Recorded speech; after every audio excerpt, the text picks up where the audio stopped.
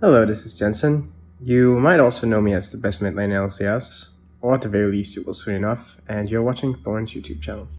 After this, it's an obvious question to ask, but if a team makes it to the semi-final of Worlds, and in this time period, that was very unusual for Western teams. Like normally, just to make the playoffs and lose, like now is normally a good tournament, right? People could say Wadid, even though everyone knows the next G2 roster was amazing and was in the finals and whatever, but we didn't know that yet. So in this off season, some people might ask this question: do you think it's unfair that you didn't get to stay in G2?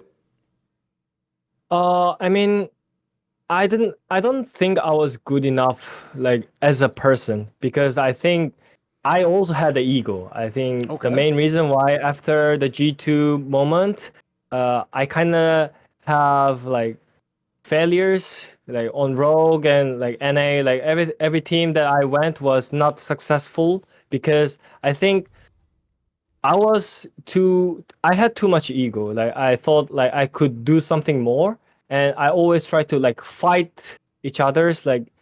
But yeah, I mean, after you achieve something on a big stage, your brain was too huge, you know. And after that, I think I was not really like helpful teammate to other players, and yeah, I mean, I was achieving too much for the young rookie player, you know, so it was not really helpful. And after that, yeah, I mean, I was not having a good personality, not having a good atmosphere for the team, so that's why like I couldn't achieve something after G2.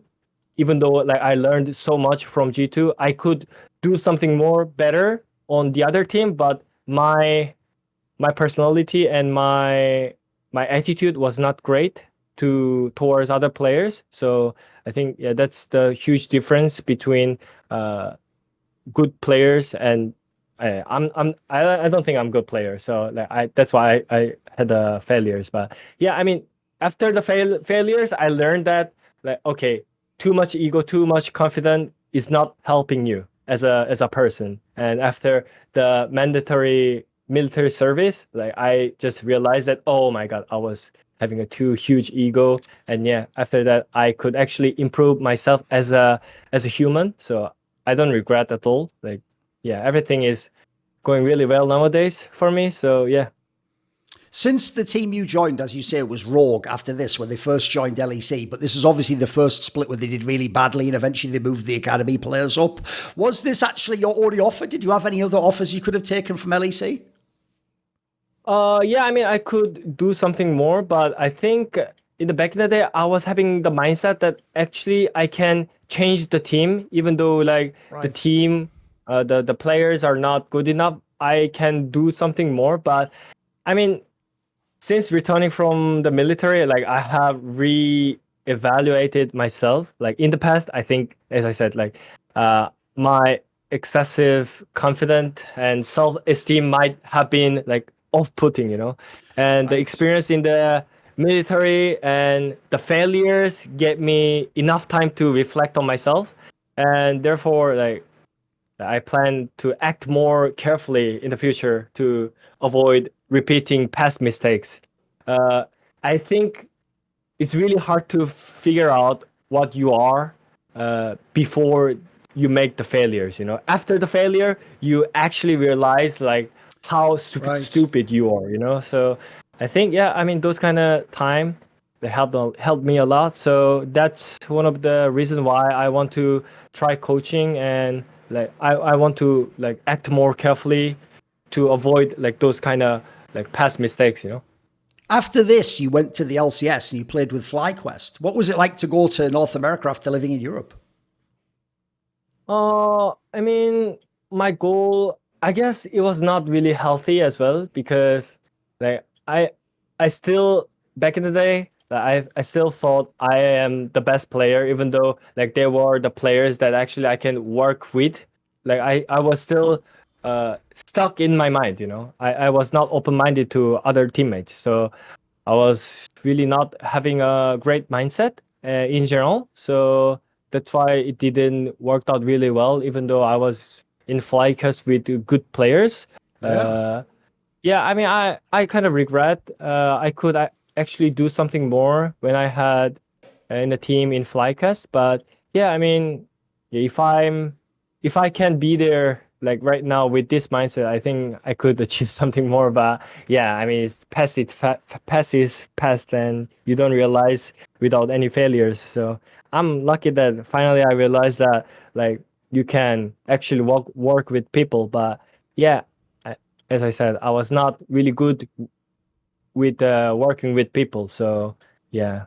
Sure. No, I agree. Actually, if people go and look it up, this roster had like Thorin, Pobelter, Wildturtle. So these are like the top LCS players that have had success in their careers. What was Wildturtle like to play with? I've heard he's actually got a really interesting personality. He's got like maybe he looks very shy on camera, but I've heard he's actually quite a cool guy, right?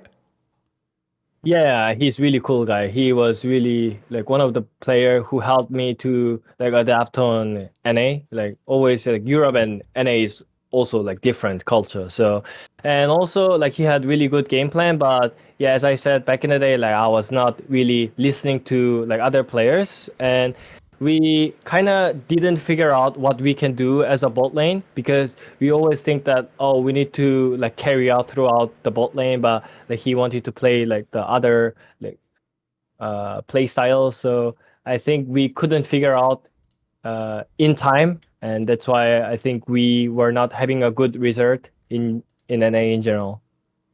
After this, you went back to Korea and you were actually on the English broadcast. People might remember this, and you were one of the analysts and the commentators, etc. Right? What was that experience like? I mean, it meant you get to go live in Korea again and be part of esports. Did you enjoy it? Yeah, I enjoyed it a lot, because like I could actually sit out of the game, and I can actually like still. I was in pro scene, so I was really fresh compared to other analysts. So that I could share more experience that I have, and I'm Korean, but most of my brain kind of improved from Europe. So like I was not afraid to talk straight compared to other Koreans. So I think that's why like broadcasting team was like liking me, because it's kind of different icon compared to other like analysts or commentary. So yeah, I enjoyed a lot, because like it's always fun to talk about the game details that people might don't know about the details. So yeah, I really liked it, and I'm actually like planning to do something more about it. So like, I'm really happy with it. Because like you say, that was one thing that I was actually quite surprised by. Like, I knew you spoke good English, but I thought you were going to be one of those like mannered Koreans who's like, oh, everyone played well and, you know, you have to do better. But famously, people might remember this, the player you used to roast was Pyosik. And if people remember, look, I know later he won Worlds, so it sounds bad now he's in KT, but bro, even now in KT and even in DRX, Pyosik is a really crazy player if you're an analyst. Like, he's the guy where, you know, he can carry one game and then he can just throw the whole next game. So even though like people might think you were harsh, there was good reason for it, right? He was a pretty up and down player. Yeah, I mean, there is always like up and down, like, but I think in general, like players have, I don't know, every single player has the thing in their own mind. And for me, like I always wanted to win the game without any fights, you know. I really like to do the rotations and like the structure of the game. I really like put more attentions on the structure, you know. If you can win without the fights, it's always like great. Like that's why I really like to do the 1-3-1, you know. They cannot do anything, but we still getting everything from them and on the map, you know. And I think that's why I was really criticism on the players who takes the gamble. So that's why, like, because it's not stable, you know. I really like to have like stable games, and I was thinking about junglers need to be really stable, because your laners need your jungler to win out the laning phase as well. So that's why I was saying like Pyosik is not good player, because he always takes the gamble. But yeah, I mean, he proved himself that he can actually like gamble out the game. And sometimes you need the gamble, you need that confidence to pull the trigger. And yeah, I think he kind of proved himself that he can actually do something. But I think back in the day, like I really love to do more structured games. So that's why like I was really criticizing the players who takes like gamble a lot. One thing I remember, but people will probably have forgotten this, is even while you were casting, you then came and played in that Griffin team when they played the promotion tournament just as a one-off. So give me some thoughts, because at the time you got to play with Viper, who everyone now knows is fucking insane. He's obviously like probably the best AD now. So what was Viper like? Oh man, like I think, yeah, I mean, he is one of the smartest player in the world, I think. I mean, he is really good mechanically, but also at the same time, I felt the same thing from him when I felt something from Hjarnan. He actually think about the team and think about the draft, as an AD carry.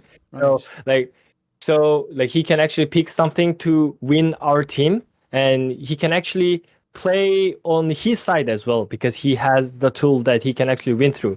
So I think that's why if you get Viper, you at least you can be like middle or like high rank on the team, because he's one of the player that adapt on every single play style or every single like game plan, yeah, I mean, it was really good experience, but I felt really sad because I didn't have long enough time to play with him and play with the team, and yeah, we couldn't win out the game. So yeah, I mean, it was really sad, but yeah, I mean, I'm still thinking that if I had more time to like prepare the promotion match, we could actually do something. But I only had like a week and a half. Oh wow! I think right. Like I think it's barely 10 days that I can actually play with them, and it was really stupid choice for Griffin coaching staff that I shared the screen blocks as well. Like I shared with Ivory, and I couldn't focus that much. And back in the day, I was not playing. I was casting the games, and I was analyst on the analyst desk. So I needed more experience with the team. But as I said, I was sharing screen blocks, and I was not fully focused on the team, and I couldn't do much, and team couldn't do much as well. So it was really sad moment, but yeah, it was really great feeling to play with Viper at that moment. And then the other player who was also on this team was the other famous Griffin player, Tarzan, who obviously people know from LNG. Now he's in fucking Weibo or whatever it is. I think it's Weibo, isn't it, right? What was this player like? He's obviously himself got a big reputation. Yeah, I mean, because of the scandal, like his mentality was not healthy. When you think about the Griffin members back in the day, like it was really good team, by the way. Yeah. On the top, you have Sword, Tarzan. On the mid lane, you have Yukol and both Viper and me. It was really good in general, but I think we had really bad momentum. Like as I said, winning mindset is more than the game knowledge and the mechanics, but the Griffin as a team had the losing mindset at that time, and there's so many things going on outside of the game, so it was really not helpful, and it's really unhealthy atmosphere in general. So even though they were really good at the game, they couldn't play out the game because they cannot focus on the game. This is an obvious question to ask, Wadid, but I'll ask it anyway because it's my job as an interviewer. If this team had qualified, it could have been the dream, right? You could have played in LCK, which I'm sure is what you always dreamed of doing. Yeah, for sure. Like I planned it, but like it didn't work out. It was really sad that I barely had like 10 days with them. So like I always think that maybe like if I can choose one timing or one day that I can go back, I think I will choose the Griffin timing, because I really think that team is really strong as a team. If we didn't have the momentum of like losing mindset, I think that team could be really strong. I think so. I think that's, as you said, one of the moments that I regret most. I think, yeah. And then after that, your last little adventure was you actually went to Latin America. You played in the LLA. What was it? This must be really unusual because that's a totally different region, right?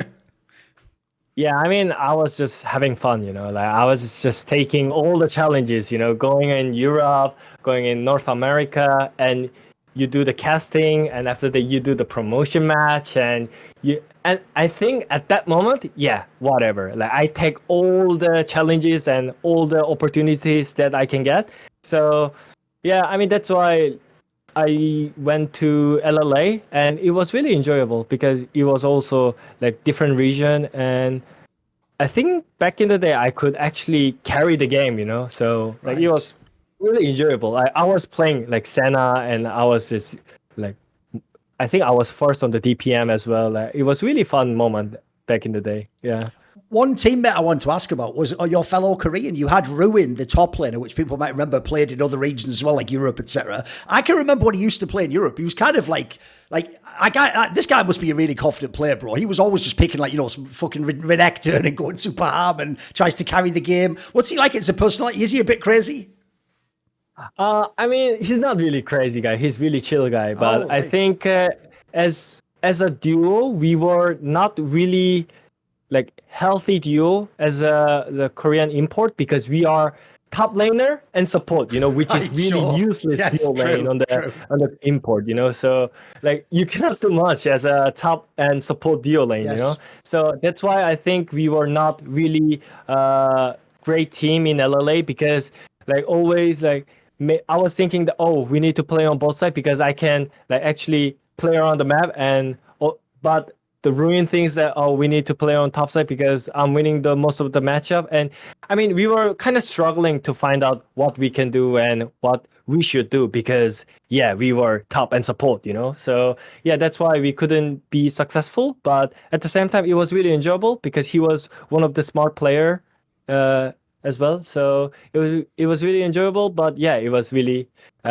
just because we were top and support. I think at the end, we were also thinking about maybe Ruin, you should play AD carry. So we can actually go Korean bot lane. So we can actually carry throughout the bot lane. But it didn't work out because he refused to play AD carry, you know? So yeah, I mean, you just need to, if you want to get import, like Korean import, you need to get something more synergizing each other's. More than like top support, I think. Yeah, I learned so much from that.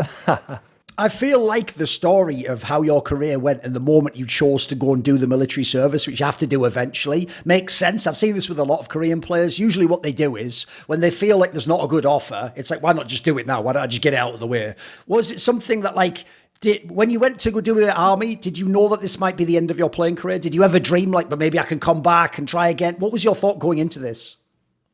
I mean, Joker showed that after the military, you can still play the league. So I had the hope, but at the same time, I think the military kind of helped me to improve me as a person, because I think most of the esports players are not having a good personality and good mindset, because they're kind of jump right into the social media and the social thing, you know, and you earn so much money and you get so much attraction, but still you're not kind of developed as a person, you know.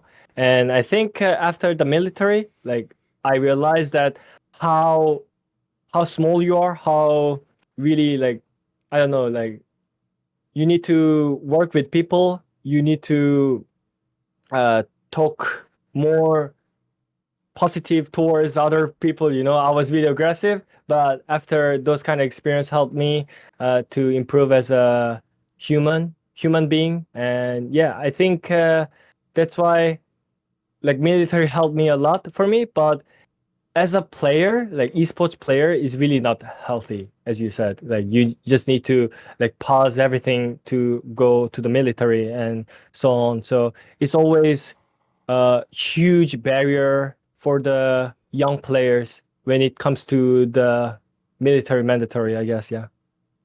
When you came back, did you think you might be able to play again? Were you trying to find teams or get into an LCK team or something? Were you trying? Yeah, I believed in myself that I can still play the game, because I tried the solo queue and I still see that I'm working out as a player. But yeah, the thing is, I'm not enjoying as a as a player. You know, I'm not enjoying the game. That's the main reason why I refuse to like restart the game, because I don't know, like I have no interest in challenging myself as a player again, because of like until a few months ago, like I had considered it, but yeah, as I said, I have been very disappointed with the recent direction of League of Legends. So I have reached a point where I can no longer enjoy playing the game. So Right. yeah, I mean, I believe the game itself is currently at the very critical moment because the game is not really healthy.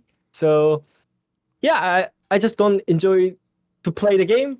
So that's why I refuse to play, but I still love this game and love to watch the game. So that's why I decide to go on a coach or go on a broadcasting team.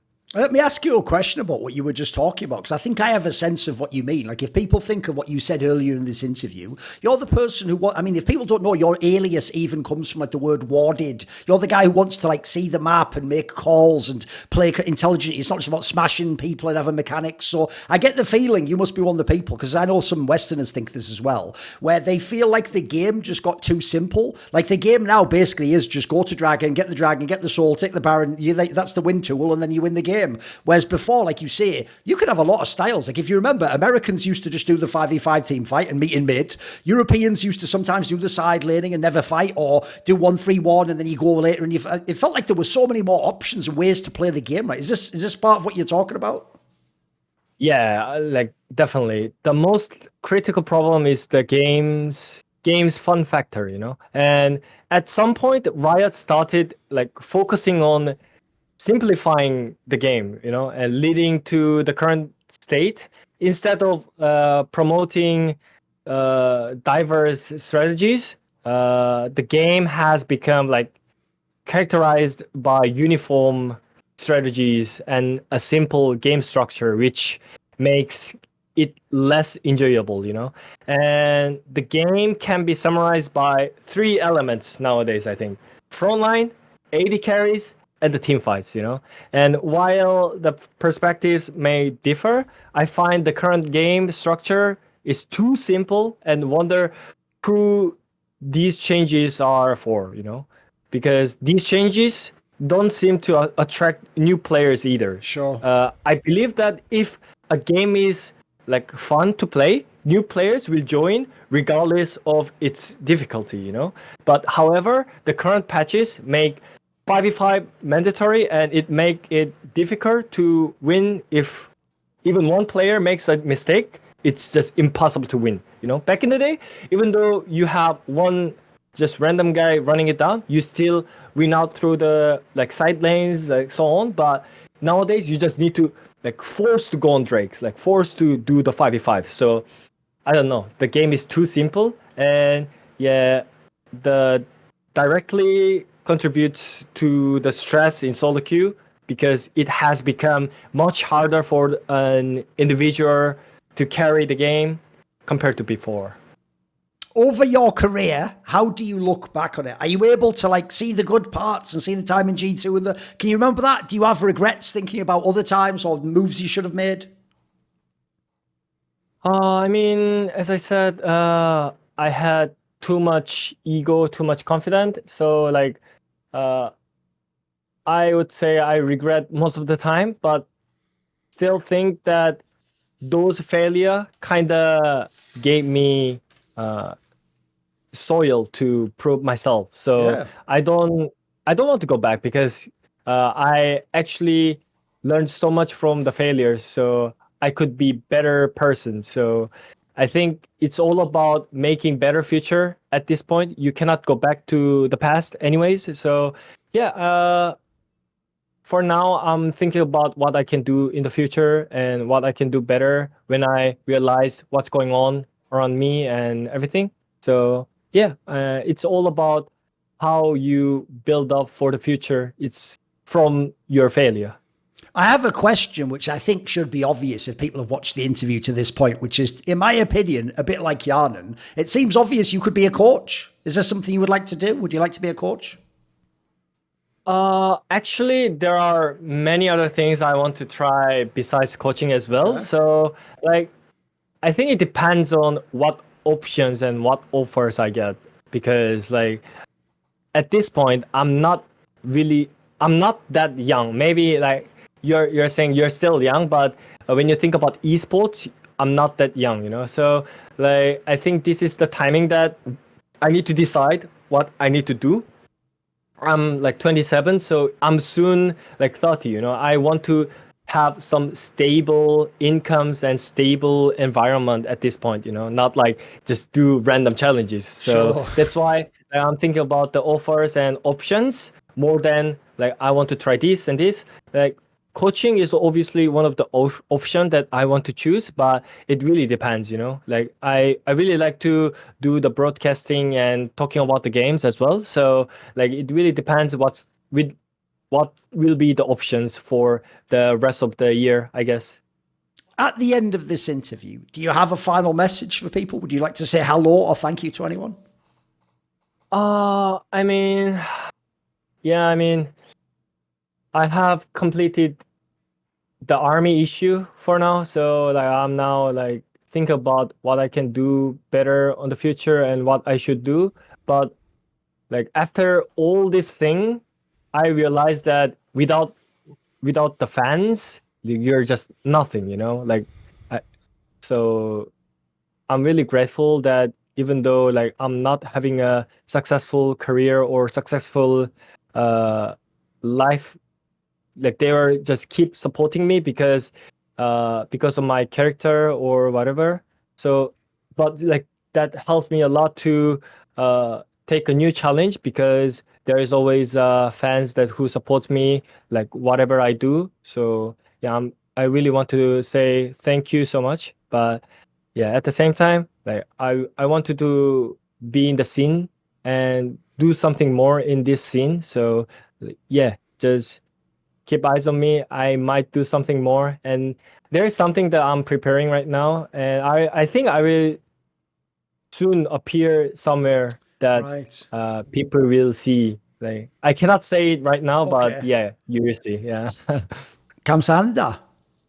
Oh, thank you so much, Thorin. Like it was really helpful and really fun interview with you. And yeah, I think my English skill is not really good right now because I'm not really like having a English talking Sure. in 2 years, I think. So Sure. it was really not really good interview in English, but I hope my fans understand. And yeah, thank you so much. And yeah, everything was really great. And yeah, thank you again. Everyone needs a support network, and mine is, of course, my Patreon community, the Scrominati, who, in many ways, they're the Sonny to my Cher, saying, I got you, babe. So this video and all the others on my channel were kindly supported by the following names: Ahmed Haju, Mac Pugnaccio Rakula, Adam Tomlin, Animosity, Jensen Go, Tosh, Toucan, and you know it. Jerky's Minion, my main man, always going to be referenced, one of the best patrons of all time. Would you like to ask a question in my AMA? Maybe you want to suggest a topic or a guest to say on my channel? Do you want teasers, find out who the upcoming Reflections and Talk to Thorin interviews are? Maybe you want to do one of those long discussions where you get to set the topics we talk about. Well, if any of these or others appeal to you, put your money where your mouth is. Join the Scluminati today via the Patreon link in the description box below.